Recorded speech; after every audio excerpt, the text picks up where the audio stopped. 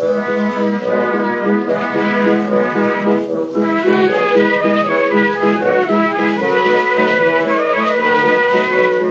to Lawmen, a podcast about local legends and obscure curiosities from days of yore. I'm James Shakeshaft. And I'm Alistair Beckett-King. Boy, oh boy, Alistair, it's getting back into spoopy season, and I've got a very spooky tale for us today. I'm very excited, and for the record, still do not endorse the use of the word spoopy. Continue, please, James.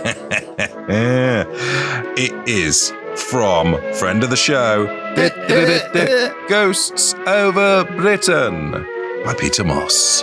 And it is the Grey Hitchhiker.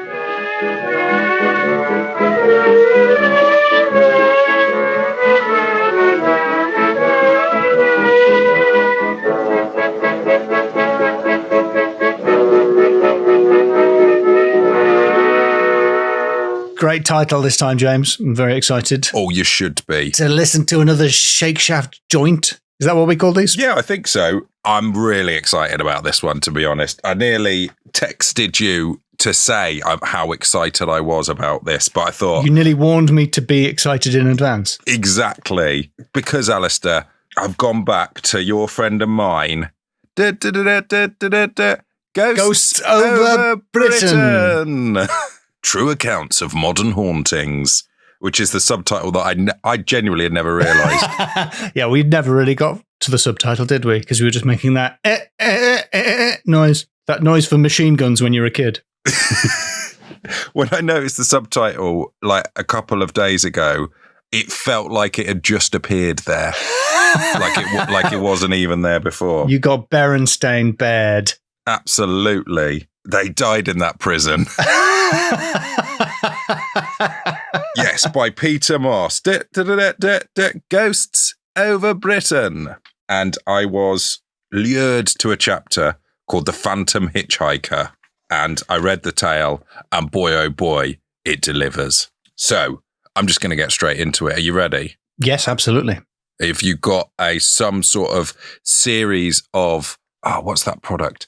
Deep heat pads lined up on your spine, because it is going to be so tingled and chilled. Oh, thank you for the warning. Yes, I'll just apply those now. You better. You too, the listener. Get your gilets on. Is that one of our catchphrases, get your gilets on? Because I keep becoming a cropper because you keep saying things and I say, that's not a catchphrase. And then the listeners in the Discord are like, you've been saying that for years. Get your gilets on. Do we say that? I haven't. I don't think I've said it so like lackadaisically or, so fun, so fun filled.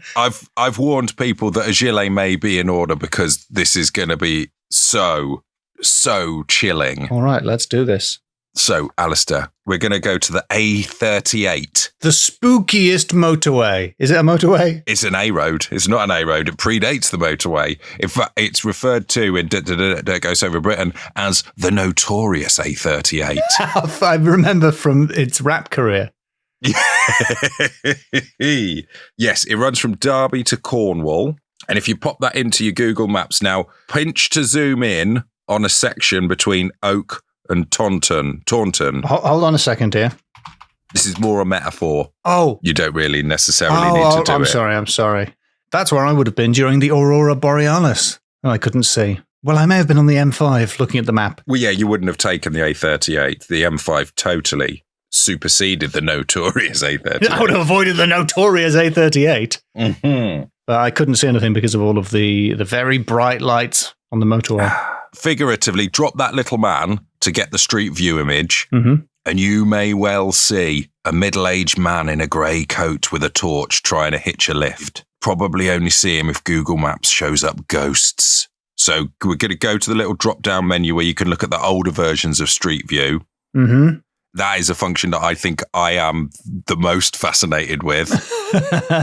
Way more than my wife. Because whenever I send her screen grabs of our old street with our old car in it, sat outside our old house, she is not bothered.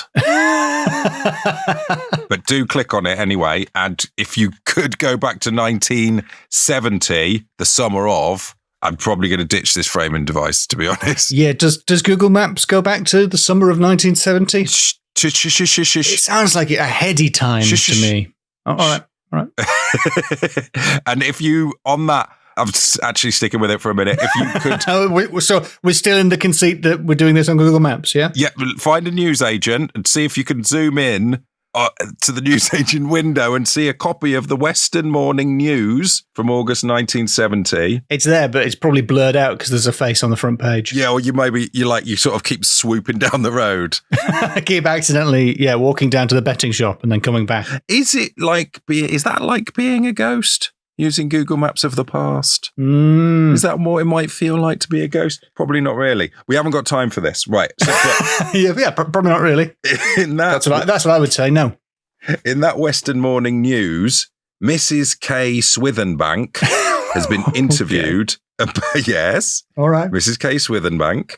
She's been interviewed about her experience. What happened? She was driving home to Taunton from the village of Oak, and she rounded a bend near the Heatherton Grange Hotel.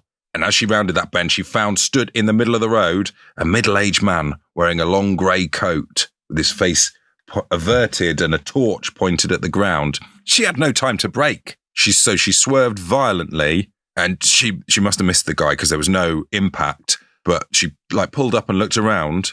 The road was empty in both directions. So far, so hallucination. But if you could move forward a couple of weeks on that Google Maps pass mode, and again, somehow find a newsagent. Is it the same newsagent, or do I need to find a different one? Probably the same newsagent. You're looking for the same paper, the Western Morning News, through the window. Probably an easy way of doing this. But if you did do that, you would find that 2 other motorists had seen that figure and had similar experiences on that spot. Oh, so they read the first account and thought, that's what happened to me. And they wrote into the Western Morning News. Is that the name? The Western Morning News, yes. And 2 even more motorists claim to have seen the figure in a place called White Ball, which is 4 miles to the west. There's a place called White Ball. There's also a place called Red Ball. White Ball? White Ball. And Red Ball. Is this place just a massive pool table? Maybe. Of those 2 other motorists who saw it, one of them was a motorcyclist who was so affected that he fell off his bike and broke his arm because of this greyman. Oh, I found White Ball. And Red Ball. Okay. There's a pink ball or something just down the road, like they mixed or something, I think. Oh, I'm seeing like a rosé ball. Oh, rosé. Oh, yeah, Appledore, Samford Peveril. You Ploughman, or a Ploughman, it's probably actually called, but it looks like You Ploughman. There's Nicholas Shane. That's just 2 guys. Nicholas Shane. Nicholas Shane. There's some good names around here. I'm still on Google Maps. Yeah? What are you seeing? North Curry. North Curry, yes. North Curry. Sorry, I've just seen Curry Mallet. All right. Some good names around this area. It was Timmy Mallet's cooking programme. Oh, near and we got Diggerland, of course. Diggerland, Devon. Of course. I'm saluting Diggerland. Brithen Bottom. Anyway, these wonderful place names, Culm Davy, for example, they're all great, but they're not what happens next on this story, Alistair, because another witness has entered the story. Mr. Harold Unsworth. He's a long-distance lorry driver based in Exeter. And reading these reports from around August 1970, he decided to break his 12-year silence. Wow. Yeah. And he wrote into the Exeter Express and Echo. Is that 2 newspapers or 1 newspaper with a confusing name? It's 1 newspaper with a confusing name. And it seems it's not even, as far as I can tell, it's not like an amalgamation in halfway through their lives. Yeah, it's not like a Sunday paper situation where it's the Echo during the week and then something else. No? As far as I can tell, it's called the Express and Echo. Okay. And it has been since the late 1800s. Far be it from me to tell you how to run a local newspaper. What do I know with my big city attitude and ways? You're just peering at them through Google Maps images that don't exist. Yeah, I don't even know you. Oh, it was a result of a merger. Was it? Yeah, it was a merger between the Western Echo and the Devon Evening Express. There you go. And in 1909, it contained a column titled Womanland. Whoa. Wow. I mean, we've all heard of Diggerland. Imagine. I can only imagine what wonders Womanland promises. Well, to be fair, it sounds like it was written by Exeter's first woman councillor. It was written by Exeter's first woman. Councillor Edith Splatt. I'm sorry, I don't feel like I showed sufficient respect to Ms. Splatt. But she reported on like suffragette protests and stuff. Anyway, so in the Exeter Express and Echo, Harold Unsworth wrote in to describe how he had been driving to Cullompton. Yeah, just down from Diggerland. At 3 a.m, and he was passing the Blackbird Inn, which is 1 mile west of Mrs. K. Swithenbank's sighting, and he stopped to pick up a hitchhiker, a middle-aged man in a grey or cream Macintosh who was carrying a torch. Now, it was pouring rain, and Mr. Unsworth decided to give this bedraggled man, who didn't have a hat on, was soaking wet through. No hat. No hat. In the past as well, when I think it seemed like people were giving out hats. Yeah, and prior to the 1970s, if you went out without a hat, you just died. Well, yeah. You would just die from hat lack. Yeah, he's got a lack of hat. So he decides to give this guy a lift. And this hitcher, it says, appeared by his speech to be well educated, and he asked to be dropped in Holcombe, which is 4 miles away at the Old Beam Bridge. According to Peter Moss in Ghosts Over Britain, he described with the most gruesome delight the accidents that had happened at that bridge. Now, that is not a subject for humour, but that A38 is still an accident black spot. And in fact, the Beam Bridge Inn recently made a petition to try and get the road to be made safer by putting in like traffic calming measures, speed cameras and whatnot. But even back then to now, it is a notoriously dangerous part of the road. Mm. So anyway, long distance Harold was keen to be rid of this kind of oddball. So he dropped him at this spot. And then a few days later, Unsworth was driving past the Blackbird Inn again in the pouring rain, and the hitcher was there. James, it's raining right now where I am. Sudden heavy rain came down just as you said that. Is there a guy in a grey Mac outside with a torch who's absolutely satched? Absolutely satched. He's satched, he was. So Unsworth picked him up again. He picked him up again? No, come on, fool me once. And the hitcher wanted dropping at the same spot. So that's odd. That's very strange. That's not how hitchhiking works, usually. Not really, no. You can't hitchhike a commute. 2 times, pick the guy up, peculiar guy, same space, same spot. Yeah, could be a bit of a coincidence. Then a month later, Alistair, there he was again. Same rain, same torch, same satched grey man. So it just occurred to me, for the sake of American listeners, we're talking about a flashlight, I guess. Yes. Not a flaming torch. It would go out in the rain. It would go out in the rain. Yes, yeah. It's like a flashlight, like an X-File might hold. An X-File. Yeah, like one of the X-Files would hold, yeah. He still did the same weird conversation about all the accidents at this place. Stop being weird, hitchhiker. Stop being weird. So Unsworth dropped him off. To be honest, he's freaked out now. He's worried he's acquired an oddball. And he's like, I'm not going to pick him up again. Yeah, nobody is making you pick him up, to be fair. And he passed the spot because it was kind of on his long distance lorry journey. And he passed it regularly over the following months. The guy was gone. The guy wasn't there. It all seemed fine. James, the rain has stopped here and the sun just came out. Everything seemed fine until November 1958. It's another rainy night.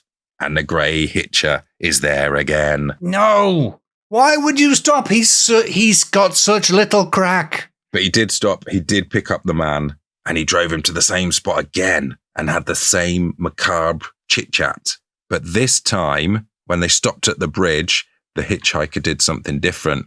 The hitcher asked Unsworth to wait while he went to collect some cases because he needed to go further up the road. So Unsworth waited in his lorry 20 minutes in the rain, in the dark, but the man didn't come back. So Unsworth's like, F this. He drove on, probably muttering what a weirdo. Yeah. Or some sort of equivalent 1958 phrase. That cat's not hip. Sorry, was he a Harlem jazz singer? We don't know that he wasn't. Long-distance truck driver. We simply don't know, yes. This is very uncopacetic, he said. Yeah? That is Hepcat slang from the 50s. Copacetic means all good. Oh, it's not that. This is the uncopacetic. This does not give me life. he would say if he was nowadays, presumably. But he gets 3 miles down the road. He can just see through the pouring rain. There's a guy waving him down. And he's like, it's wet. It's really bad weather today. It's probably some motorist whose car's broken down or what have you. I'll pull over and give him a hand. I'm a kind guy. I'm a kind Unsworth. Does this guy ever make his deliveries on time? I don't think so. This is why he's bringing the lorry back at 3 a.m. So he starts slowing the lorry down and sort of moving over to the side of the road. And as his headlights go over the guy who's waving him, it's the Gray Hitcher. He's 3 miles down the road. That's impossible. You couldn't travel 3 miles in 20 minutes. Unsworth's not seeing any cars go past in that time. It's not like he's got a lift or he's got a secret motorbike.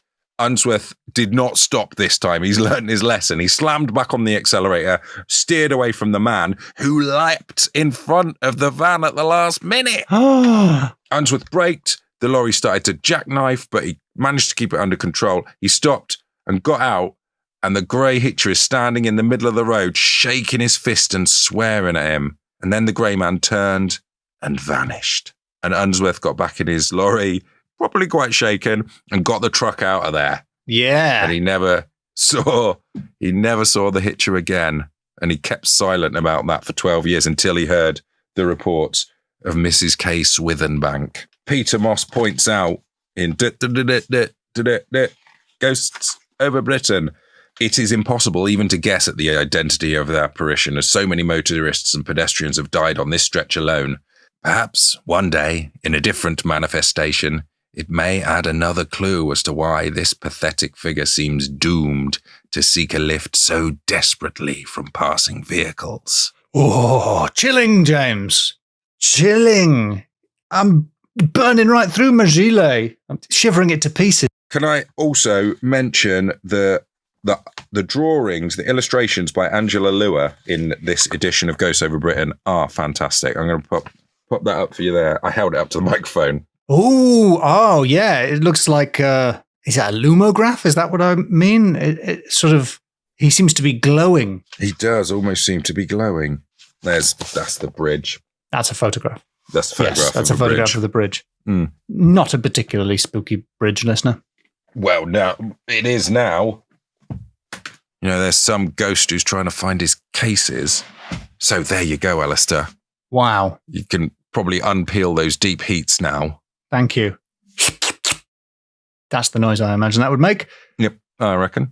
Oh, terrifying. And what's the moral of the story, do you think? Don't help people? Don't try not to hit people with your vehicle. I don't know. In case they're a ghost. I think if you've started giving a ghost hitchhiker a lift, you've got to keep going. Yeah, they hate it if you dangle a lift and then withdraw. Yeah. They don't like that. Yeah. If you drive off without them, they don't like that. Not at all.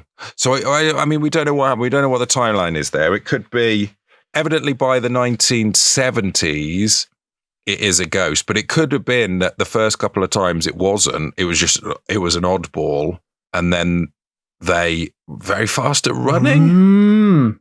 Oh, so you think when the truck driver, the lorry driver, saw the man, it might have been a real man, a living man. Maybe the first couple were a real man, and then after the months, it turned into a ghost, a ghost. And then when he was like, I've got my unfinished business, my cases, and then he drives off and leaves him, and then the ghost sort of appears down the road, dives on, jumps in front of him, and becomes the ghost at that point. So you think his unfinished business was picking up some cases? From under a bridge, yeah. From under a bridge. Easily. Mm. It's hard to tell what's important to a ghost, isn't it? Yeah, absolutely.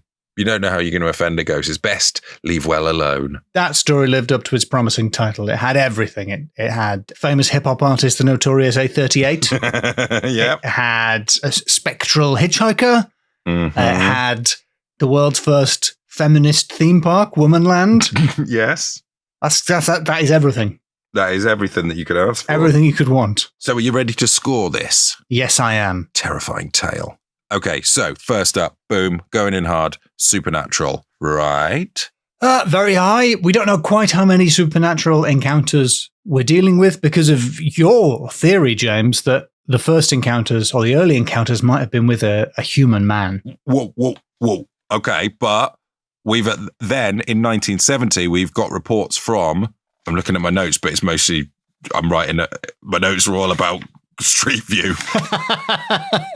Right. No, we've got Mrs. K. Swithenbank, 1970. We've got 2 other motorists who saw the figure at the same spot, and a further 2 motorists, including the motorcyclist who broke his arm and the person that saw the ghost's profile. That's 5. So 5, even excluding you planned this so well. I don't know if listeners can tell I've done a bit of research for this one. All right. Yep, it's 5 out of 5 for Supernatural. 5 encounters, minimum 5 encounters with the ghost. Minimum 5. Right then, let's roll it into naming. Okay, Swithenbank. Swithenbank, Mrs. K. Swithenbank, Mr. Harold Unsworth. Curry Mallet. I know Curry Mallet was something I read on Google Maps and not part of the story, but come on, we all enjoyed Curry Mallet. It's still a name. Yeah. It's still a name. Hit me with your Curry Mallet. Edith Splat. That's what happens if you get hit with a Curry Mallet, yeah. Yes.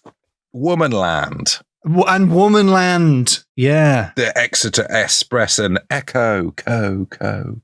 Nice. It's just a name. I think they're pretty good, though. Come on. Red Ball, White Ball. Oh, yeah, Red Ball and White Ball. Yeah, yes, it's good. I don't know if I can just give you 2 5s in a row. Can I give you 2 5s in a row? Yeah, I think so. I think you should. All right, there's 2 5s in a row. But the next categories better be pretty impressive. Oh. In which case, next category is absolutely satched. Absolutely satched. Well, you've appealed to me by using a northeastern idiom. Are you very satched, James? These past few days, I have been more satched against than satching, to paraphrase King Lear, a Geordie King Lear. King Lear? King Lear? King Lear. Lear. Cordelia. Does that love us, Cordelia? Is that right? Is that? I think I think you're absolutely right. But I was doing his name like the laugh from Biker Grove. Leah. Nice. Because it seemed, actually, we don't know what the weather's like in the August ones, but this ghost seemed intrinsically linked to the rain when Unsworth was reporting on it. Yes. Yeah. We do associate ghosts with bad weather. And I got absolutely satched the other day, so it's very topical. Did you? Yeah, it's really rainy. Well, I would have got satched during the recording if we had been outdoors, but that'd be a terrible location for recording. That would have been. Well, I'm going to say, because I was very, very generous with the first 2 categories, I'm inclined to be strict. He was a very wet ghost, very damp. But was he absolutely satched? We don't know. He did have a Mac on, potentially. He may have been wearing a Mac, but we don't know that he was absolutely satched because we don't know that it was raining in all of the encounters. He didn't have a hat on? Well, that suggests he wasn't expecting rain. Yeah, that's true. Oh, I know. Well, yeah, maybe he should have gone with like grey because he was grey and the weather was grey because it was raining. So maybe I should have done that, but it's too late now. And consequently, I'm afraid it's a 3 for absolutely satched because the man, as far as we can tell, was partially satched. Fair enough. Okay. I need to look up a word, though, for this next category. Fool me quadrice. Or quince. Fool me quince. Quince? Which is... Quince? Yeah, for 5. But quince is that's something to do. It's a fruit, isn't it, or something? Yeah, quince is a fruit, yeah. Fool me quince. I see. Okay. I was expecting you to finish the saying, but that's it. Quince is like the 4 times version of... Quadrice is the 4 times version of once, twice, thrice, quadrice. And then I've made up that quince because quin is usually for 5, isn't it? Oh, I see. Yes. Yeah. Fool me quince. And I'm trying to push it for 5 points because it happened, I think, 5 times. He was fooled by this Grey Hitchhiker. The Gray Hitcher. Yeah, I'm quite annoyed by this one because I think you've caught me in a vice, James. How can I not give you 5 for the category Fool Me Quince? The only drawback being that you just invented that word for the purpose of getting 5 points. Yeah, and maybe that's the 5th trick. Well, the devil pulled? The devil pulled was claiming that quince was a word that meant 5 times of a thing. It's not as famous as the other phrase. No, it's not as famous. I don't think I can get out of this. I want to wriggle out of this, but I can't think of a way. I will double check. I will, to be fair, double check. He picks him up the first time when he's wet, picks him up the second time a couple of days later, picks him up a month again, picks him up a 4th time. Yeah, so once, a couple of days later, a month later, some months later, so that's 4, and that's the time when he waits for him, then drives off, then sees him, and then on the quince, he doesn't stop to pick him up. Because it would be shame on him. Because that would have been shame on him to fool me quince. 4 times shame on you, fool me quince, shame on me. Yes. Yeah, great saying, applicable to so many situations. It's clear as crystal. It's 5 out of 5. Yes.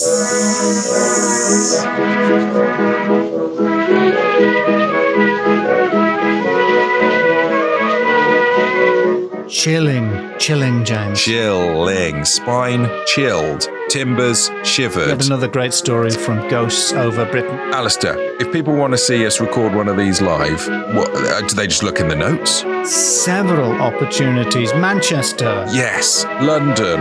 We'll put some links in the below. And if you want to just hear more stuff, then go to patreon.com/lawmenpod, where you can join the law folk and you'll get bonus episodes, ad-free feed, and access to the Law Folk Community Discord. And thank you very much to Joe for editing this, and thank you for listening. And remember, fool me quince.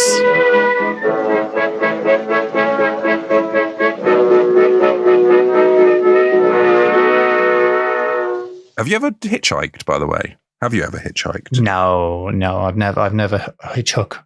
I've hitched a hook once. Have you? When I ran out of petrol. Is this the time where you annoyed a taxi driver? No, that was a different time.